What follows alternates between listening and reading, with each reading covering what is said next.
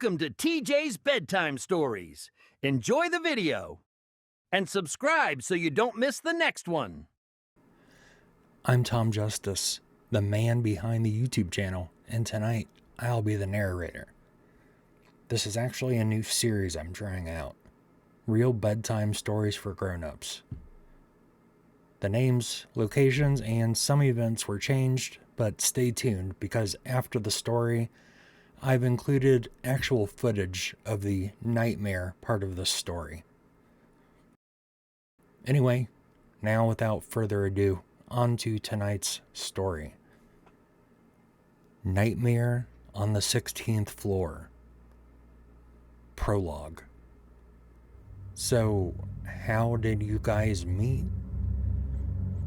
Just about every couple gets asked numerous times throughout their relationship. So how did you guys meet? I would not wish this experience on anyone. In fact, my wife and myself have actually had a couple years of therapy because of this. That being said, this is the story that I tell when someone asks how we met. Michael scrolled through his phone, a half-eaten pizza box beside him, the glow of the screen illuminating his face. For months, his world had largely been confined to the digital realm, a universe where connections were forged across states, sometimes even continents. His latest obsession, or rather his deepest connection, was with Carrie. She was a vibrant, witty, and incredibly kind soul, and their conversations had become the highlight of his days. They'd met through an online gaming community, their initial banter about strategy quickly evolving into late-night calls about dreams, fears, and everything in between. Carrie lived in Detroit, a city Michael knew mainly from news headlines. He actually thought of three things because of pop culture: Kiss, Eminem, and nice cars. Carrie, however, painted a different picture of her corner. A high-rise apartment offering a sliver of the city skyline, a place she'd once called home with a sense of independence. But lately when they talked, her voice had taken on a fragility, a tremor of fear that shot through the phone like an arrow hitting Michael's heart. Her apartment, she explained, was on the 16th floor, the very last door down a long, dreary hallway. It was meant to be a sanctuary, but lately had become a cage. The reason? A man 2 doors down the hall. He was in his late 40s, she estimated, and profoundly, disturbingly unwell. Carrie's Ring camera had become her window into a creeping nightmare. It captured him, often in the dead of night or the pre-dawn hours, wandering the hallway. Sometimes he'd just sit, cross-legged, right outside her door, scratching at the wood with his fingernails, muttering to himself, incoherent words, unsettling sounds. It had escalated to the point where Carrie, a once outgoing college student, was a prisoner in her own home. She worked remotely, ordered all her meals and groceries through delivery apps, her world shrinking to the confines of her small apartment, the fear, a constant, suffocating presence. Michael listened, his heart aching. He'd offered advice, tried to reassure her, but the helplessness gnawed at him. Then, one night, after a particularly frantic call, where Carrie described waking to the sound of scratching and mumbling, he made a decision. It was impulsive, maybe even reckless, but it felt right. "I'm coming," he said, his voice firm. They'd teased at the idea several times on late-night calls, but it wasn't like Michael to just uproot and leave. Carrie had become a special part of his life, though, and the idea of her sitting there scared, with hot tears rolling down her flushed cheeks, was too much. I'm coming to Detroit, Carrie. Michael wasn't sure, but he thought he'd heard a sigh of relief leave her lips before they ended the call. He wouldn't use the term himself, but Michael was a minimalist. It took him all of 30 minutes to pack his things. His mind ran through every phone call with Carrie, her sweet face with tears and the look of fear on it. He imagined the man in the hallway more of like a monster than a man, sitting there outside her door, out of his mind. Michael actually bit his lip so hard he could taste the warm, sweet blood on his tongue. "Damn it," he said under his breath. He wiped his mouth with the back of his hand and finished throwing the last few articles of clothing and a few energy bars into his suitcase. The drive to Detroit was longer than Michael anticipated. His home for years had been a small town in Illinois, so he was used to small in-town trips to the local grocery store and hangout spots. For most of the journey, he zoned out on his playlist and a small pile of sugary snacks, trying his best to keep a positive mindset. Reality hit him quickly, though, with the sharp contrast of tall looming buildings and almost a noticeable thickness in the atmosphere flooded into his perception. He was in the heart of Detroit. Carrie's apartment building, a monolithic concrete structure, rose surprisingly tall against the skyline, a mostly residential area with a few small shops. He found parking easily enough, the lot surprisingly empty for a Wednesday afternoon. Stepping out of his car, the air felt different here. A mix of exhaust fumes, something metallic, and a faint, indefinable dampness.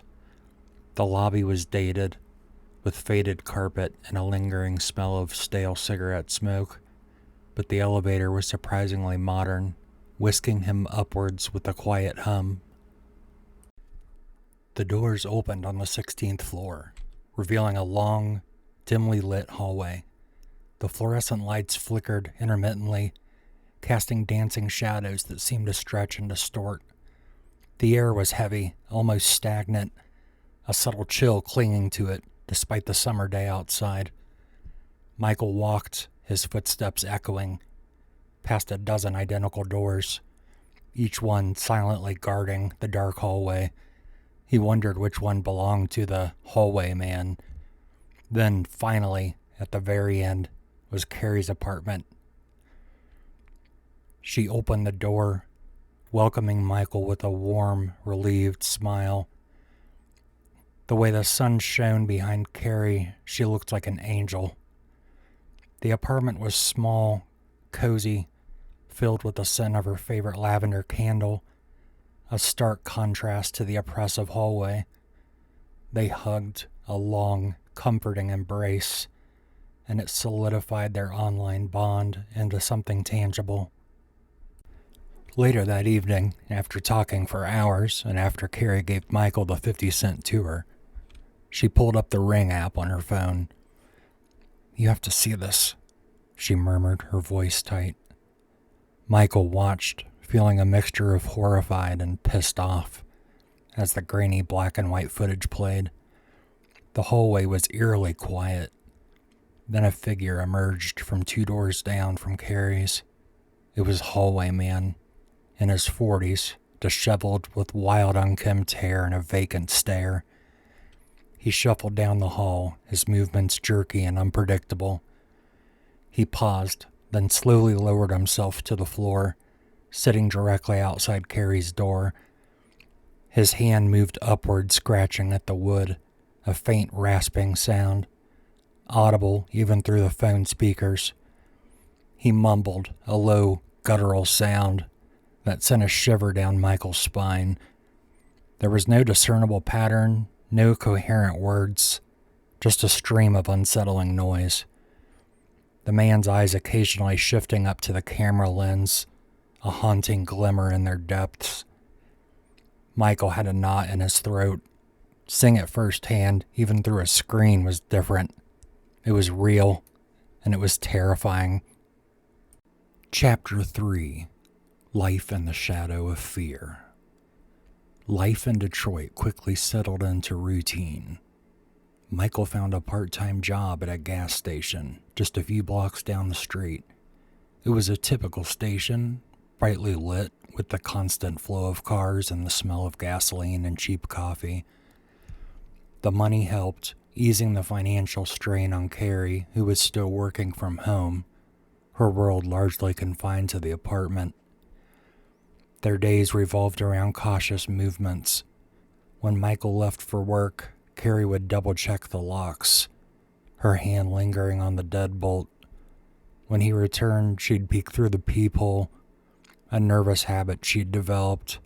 The Ring camera became their constant companion, its notifications a jarring interruption in their quiet moments. Michael, fueled by protective instinct, tried to confront the man. The first time he'd heard the low murmur through the door and taking a deep breath had flung it open. The man was there, sitting cross-legged, his back to the door, muttering. He slowly turned, his eyes bloodshot and unfocused, locking onto Michael. There was something profoundly off about him, a vacantness, a complete lack of recognition, yet an underlying intensity that made Michael's skin crawl. He tried to speak, to ask him to leave, but the words caught in his throat. The man just stared, then slowly, deliberately turned back to the door, resuming his incoherent mumbling. Michael, unnerved, retreated and closed the door softly. A few days later, as he exited the elevator, he tried again. He caught the man standing against the wall, tracing on it like he was painting a Bob Ross. "Hey, man," Michael said, trying to keep his voice even. "You can't be harassing women." The man stopped his painting and turned his head towards Michael. A flicker of something, maybe confusion, perhaps malice, in his eyes. He didn't speak, just tilted his head like the doll in Conjuring. Michael felt a primal urge to step back, to create distance. There was a palpable aura of unpredictability, a sense that any sudden move could trigger something violent. After what seemed like an eternity, he just walked past him, the man's silent, unblinking glaze burning through the back of his head until he reached Carrie's door. The encounters left Michael weary, a cold dread unsettling in his stomach. This wasn't just a nuisance. It was a deeply disturbing presence. He urged Carrie almost daily to start looking for another place. "This isn't getting better, Carrie," he'd say, gesturing vaguely towards the hallway. "It's not safe. We need to get out." Carrie, though fearful, was hesitant. Finding an affordable, safe apartment in Detroit was a challenge, and the thought of moving again, of uprooting her life, was daunting. Chapter 4. Escalation and Desperation. Michael was more of a lover than a fighter, but he had tried several times now to confront the man in the hallway. However, in spite of his efforts, the man seemed to be further agitated, the nocturnal hallway activity becoming more frequent, more prolonged. The scratching at the door intensified, sometimes accompanied by nonsensical muttering, and then one night, the man just stood at the door. Just after 3 a.m., the Ring app pinged, jolting Michael and Carrie awake. They grabbed the phone, their hearts pounding, and then they saw him, standing, motionless, staring directly into the camera lens. For hours, his eyes in the grainy black and white seemed to almost glow with an unnatural light, buried deep behind their glazed surface. He didn't move, didn't scratch, didn't mumble, just stood there, a silent, malevolent statue. The air in the apartment grew thick with unspoken fear.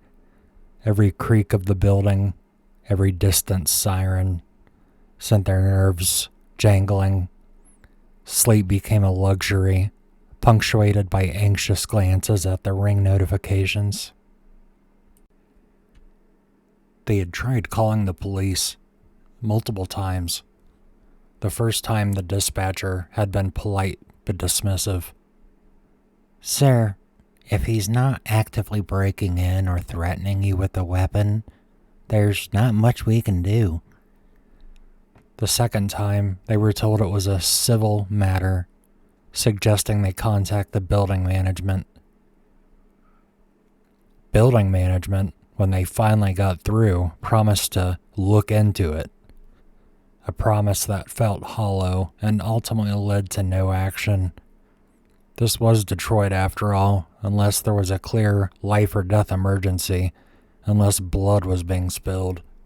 Their pleas for help seemed to fall on deaf ears, lost in the vast, complex tapestry of urban crime and social issues. The sense of isolation was profound. They were trapped, their sanctuary breached, with no one to turn to. Michael felt a desperate urgency. He started researching other apartments online, even looking into short-term rentals outside the city. Carrie, who had been reluctant, was now beginning to browse listings, her fear finally outweighing the inertia. They knew with a chilling certainty that something had to give. The man's silent vigil, his increasingly erratic behavior, felt like a fuse burning down to an inevitable, explosive end. Chapter 5. The Wall of Fire. The night air was thick and humid. A typical Detroit summer evening. Michael and Carrie had finally fallen into a decent sleep, exhausted from the day's anxieties. Then came the sounds. Not the familiar scratching or mumbling, but a frantic shuffling, followed by a loud yell that came muffled through the apartment wall. This was far more aggressive than anything they'd heard before. Michael's eyes snapped open as he nudged Carrie awake. "Did you hear that?" he let out in a yelled whisper. Before she could answer, her phone dinged. A ring notification. Her hand trembled as she unlocked it, the screen's glow illuminating their terrified faces. The black and white feed flickered to life, showing the hallway with an utterly chaotic scene. And with that, the nightmare unfolded. For the first time ever, the man was moving with a frenzied, desperate energy. In his hand, he held something long and dark with a flickering tip. It was a handmade torch. He was swinging it like a madman, smacking it against the wall, embers floating in the hallway like 100 lightning bugs. Thump, thump, thump. Each impact resonated through the apartment, a sickening echo of his intent. Then, with horrifying clarity, they both noticed the bottom of the screen. He must have thrown the torch, because a small orange flicker ignited on the lower part of the front door, the ring cam starting to lose focus from the bright orange glow. The man stepped back, a grotesque smile spreading across his face, his eyes wide and bloodshot, reflecting the dancing flames. The last thing Michael and Carrie saw before dropping the phone and jumping out of bed was the man callously strutting back into his apartment. "Purse, keys," Michael said loudly, his mind racing, adrenaline surging through his veins. There was no time to think, no time to hesitate. The only thing on Michael's mind was getting Carrie safely out of this hellscape. Their one and only doorway was now a wall of fire. As they scrambled, grabbing their essentials, there was already wisps of black smoke, and the thick, acrid smell was already hitting their nostrils.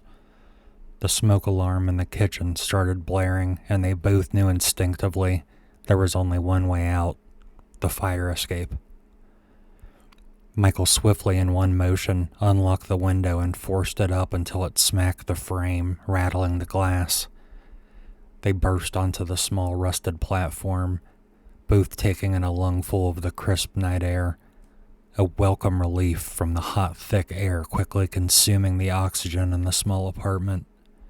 Below them, 16 stories down, the city lights twinkled, a distant, indifferent sprawl. The stairs were narrow, the railings cold and slick with dew. They moved as quickly as they dared, the beeping of the fire alarm trailing from above, the distant wailing of sirens growing louder beneath them. Halfway down, between the 8th and 7th floors, the rusted railing on one side gave way with a sickening shriek, tearing free from its moorings. Carrie stumbled, her hand flailing. Michael grabbed her arm just in time, pulling her back from the precipice, their hearts hammering against their ribs. They clung to each other for a moment. "I'm never letting you go," Michael said with a surprisingly calm tone. The last 70 feet went smoothly, and despite everything that happened and all the material loss, Carrie had a grin on her face. She knew she was safe with Michael. They were in this together, and that's all that mattered now. Chapter 6. Aftermath and New Beginnings. They finally reached the ground, their legs trembling, lungs burning from the exertion and the lingering smoke. The parking lot was chaotic, a symphony of flashing blue and red lights. Fire trucks, their ladders extended towards the sky, water mist floating down from the 16th floor. The air was thick with the smell of burning wood and plastic, a stark reminder of the horror they had just escaped. Michael and Carrie found themselves on the bumper of an ambulance, wrapped in thin thermal blankets, talking to a police officer. Their voices were hoarse, their story tumbling out in a rush of adrenaline and disbelief. Policemen, their faces grim, rushed past them, their handcuffs and service pistols clanking, disappearing into the entrance of the building, which had now drawn a crowd of tenants and a local news crew setting up equipment. A few minutes later, the main doors of the apartment building swung open. 2 police officers emerged, their hands firmly on a figure Michael and Carrie instantly recognized: the hallway man. He was handcuffed, his clothes singed, but his eyes still held that terrifying vacant stare. As they led him towards a waiting patrol car, he turned his head, his gaze sweeping over the chaos, over the flashing lights, fixed on Michael and Carrie, a wide, manic grin on his face. Laughing, and with a final, chilling gesture, he stuck his tongue out, his bloodshot eyes wide and unblinking. It was the last they would see of him. The 16th floor of the apartment building was declared uninhabitable. Their belongings, what little they had, were either destroyed or smoke damaged beyond repair, but they were alive, and they had each other. 3 years have passed since that terrifying night. Michael and Carrie are married now, their bond forged in the crucible of shared fear and desperate escape. They live in Illinois, in Michael's quiet hometown, a place where the biggest concern is usually the weather or the local high school football team. Their home is a small, comfortable house with a sturdy front door and a quiet tree-lined street outside. No long, echoing hallways.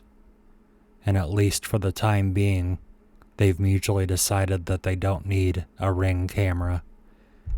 They figure they'll buy a dog for security and get started on those 1.5 kids per the average family in the Midwest. Life is peaceful, normal even. But sometimes, late at night, when the house is quiet and the wind rustles through the trees, a memory flickers. The smell of smoke, the sound of scratching, the image of those wide, bloodshot eyes. They wonder occasionally if someday, far in the future, a knock will come at their front door. And when they look, they'll see that crazy, glazed-over look in his eyes, a silent, chilling reminder of the night they truly met, 16 floors up, in a burning apartment in Detroit. As promised, guys, here is the actual video footage. Yeah, this guy is absolutely insane. That is such a dangerous situation to be in. And they did make it out okay, but man, does anyone know someone like this? Maybe even a family member that would do something or has done something like this? Let me know in the comments. But if you guys enjoyed the video, consider subscribing, drop a like, and be safe out there, guys. I'll see you on the next one.